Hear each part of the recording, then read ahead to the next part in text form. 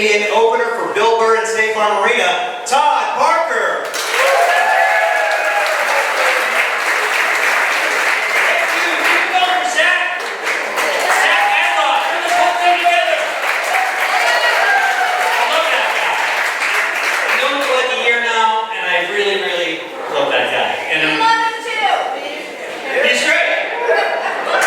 The one thing I'm jealous of is the name, Zach Hadlock. Isn't that the most masculine name you've ever heard?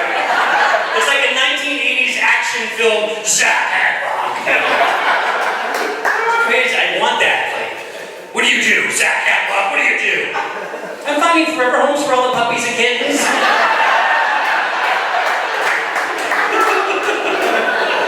I love you, man. You know what's funny is you can totally tell you're all dog owners. There's 170 people in here, only 5 are able to wear black. I feel your pain. I feel it. This is cool though, because I can do some dog stuff I haven't done in a long time. Let me tell you a little story. Okay, so when I was young and thin in the 90s, I was meeting this girl, and have you heard women say, well, whether I'm going to hook up with a guy or not, I decide, you know, if my dog likes her. Yes, okay, so we have a couple of those here. So I met a girl, and that's what she told me. And she goes, and my dog doesn't like anybody. So we made plans. I was going to her house for dinner. I stuffed my pockets with sausages and pepperoni. I had bacon strips, and it was the 90s, so I had all these pockets. And they were all stuffed with food, right? All kinds of dog food. I get there, the dog is all over me. Like, just jumping all over me. And she was like, oh my God, he likes you. I'm like, hey, it's a good dog, good dog. I went into the bathroom, took out a dog whistle. She couldn't hear it, but the dog is like throwing himself up against the door. It's like he misses you. We've been married 21 years now.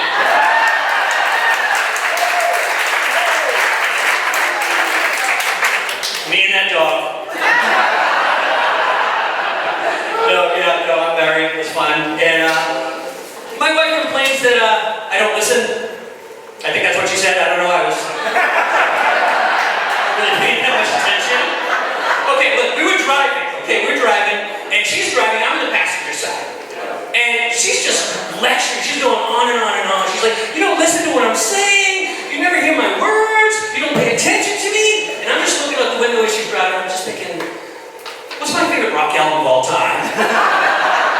Is it 1984 by Van Halen, or is it Slippery When Wet by Bon Jovi? You know, but I can't focus because all I hear is like, you know, I can't tell you anything because I never know if you're going to listen to what I said. So are you going to pick up the kids? I don't know because I don't know if you were listening. But here's the thing, okay? I couldn't remember if the song "Living in Sin" was on the New Jersey album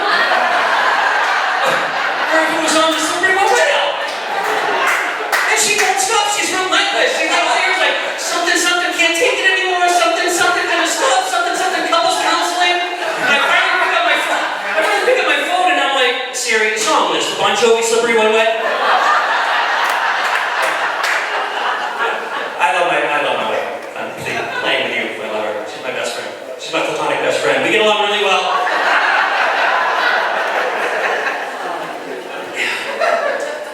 I love my wife, but don't feel bad for her when I make fun of her because she's no saint.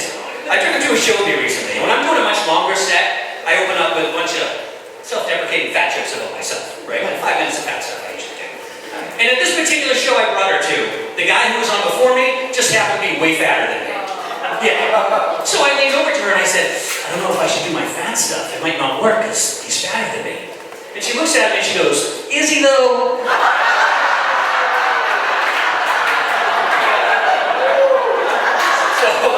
Don't feel so bad for her. So there's a lot of married here people, okay. So, you know, we both work from home basically, okay? And I love her to death. I would do anything for her. I just wish she wouldn't call me. Let me explain.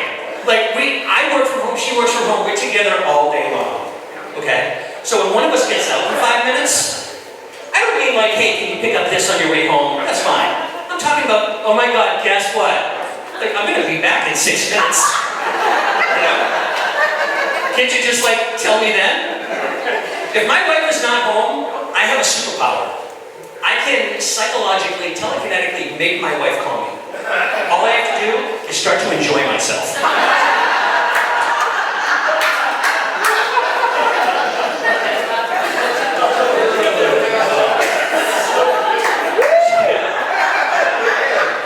So these guys get in trouble. I'm sorry, guys.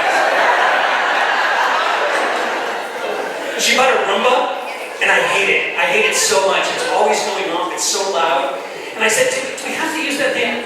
Can you use it like when I'm not home or something? And she's like, well, maybe if you made more money, we get a housekeeper. You wouldn't have to use it at all.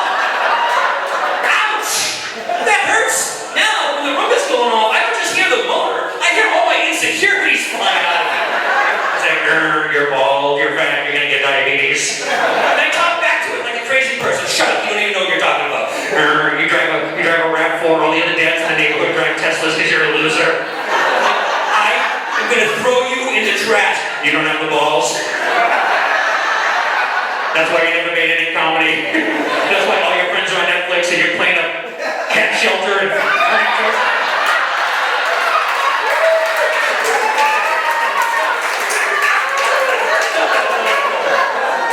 You know, but here's what happened though. We did go out to dinner, the Roomba went off, and one of the dogs pooped in the living room.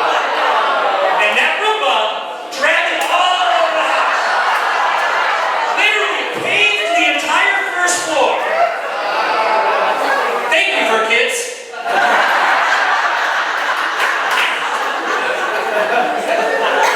Zach, I love them. I'm going to do the catch-up.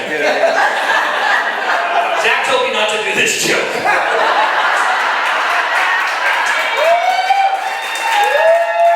Not because he doesn't like the joke, just because he thinks you will hate me after I do it. Okay.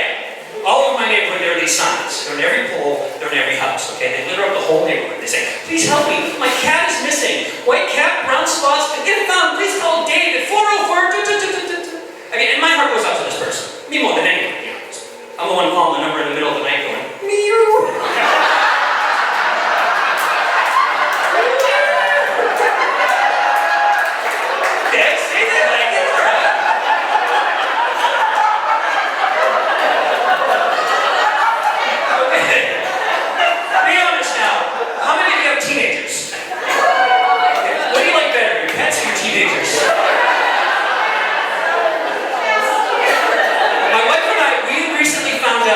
There's a 99% chance we're blood related. What? Yeah, and that's why my son acts the way he does. He's been using the word prima donna a lot, and I'm like, he's using it out of context. I'm like, do you even know what that means? He thought it meant things that took place pre-Madonna.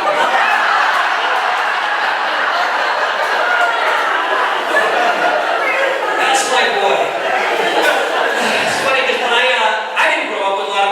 Pretty poor. I grew up in Boston. We didn't have a whole lot of money. So when my son was born, I remember literally, he just came out, I was holding him, and I was like, you will never go hungry, buddy. You will never go hungry. You will never miss a meal. And now he's 17, and I'm hiding food from that little bastard. He does not stop eating. All he does is eat and poop and take 3-hour showers, and I don't even know what's going on with that. And another reason to like the pets better than the teenagers, the pets aren't mean. You know, they're just not mean, they're nice. If I come in, my dog, we got 2 dogs. We've got a lab mix and a little Chihuahua terrier thing. And, because I don't really think of him as a dog. He's just like this little thing, you know. He's got paws like the Grinch, he's weird. He's a weird guy. Anyway, he's got 2 cherry eyes that will not go away. Yeah. Anyway, whatever time I come in, whenever I walk into the room, those dogs act like one of those videos you see where the soldier from Afghanistan is surprising his kid at school. Every single time. I could walk out, come back in, same thing. My kids could give 2 craps. Like, if my son is watching TV in the living room and I walk in and I sit down on the couch next to him, he'll turn off the TV and leave the room without a word. It's not cool.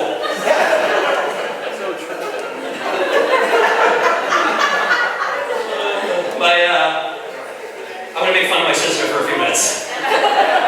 She's a drama queen. She's a total drama queen.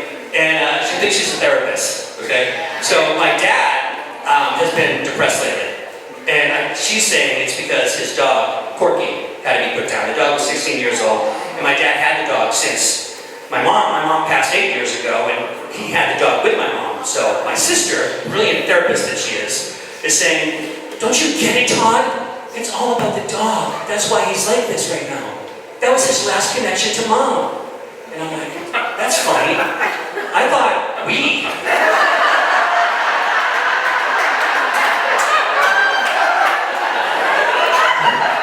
His last connection to mom.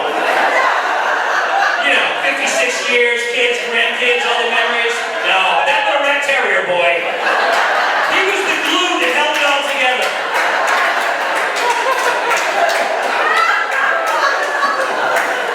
My dad's always hated me doing stand-up. To this day, he hates me doing stand-up. When I first started, I was like 21 when I started, and I was still living at home. He used to take out help wanted sections and tape them up to the fridge for me to sing. So I started taping up ads for nursing homes.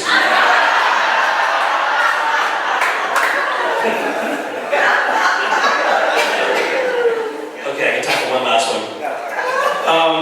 Okay, so my son and I have been like bogging heads for years now. Like 2 years he's going through this stage. I'm getting sick of him. And he thinks he knows everything and I know nothing. He thinks that I was just born and he has all the experience.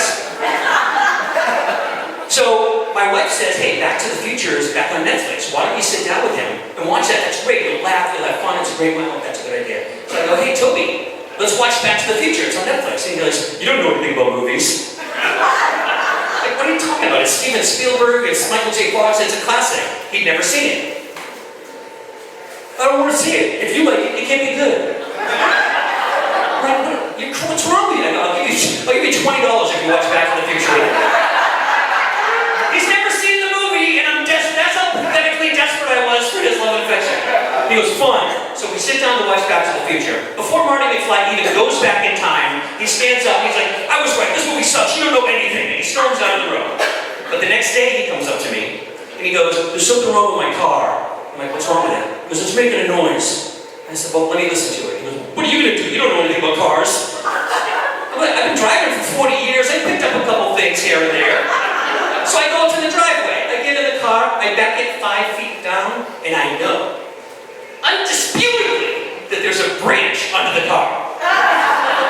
If you've heard it, you know what it is. I knew exactly what it was. And I thought, I got to show him now that I know things. And I thought, no, wait a minute. What's that going to get me? A few seconds of glory? I'm right, I do something? No, he needs to suffer. So I go, hey, Toby, you know what? You got a real problem with this car. What's wrong with it? I go, well, you got to take it to the mechanic, and when you get to the mechanic, listen, those guys, a lot of these mechanics, they'll try to sell you on other stuff. So don't let them do that. Tell them you know exactly what it is, and that's all you want to have fixed. And he's like, wait, well, what do I need fixed? What do I do? I go, tell him you need a new flux capacitor. Thank you so much.